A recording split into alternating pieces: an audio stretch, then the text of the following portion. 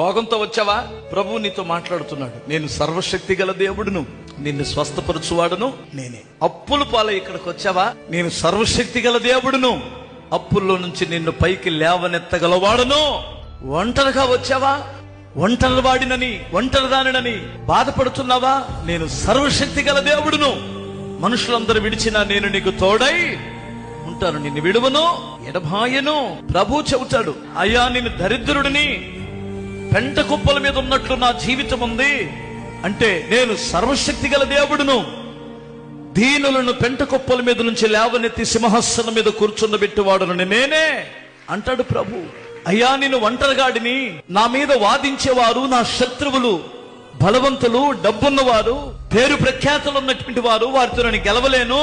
నువ్వు కోర్టులో సమస్యలో ఉన్న, స్థల వివాదాలు, ఆస్తి వివాదాల్లో ఉన్న దేవుడు నీ పక్షాన న్యాయం తీరుస్తాడు.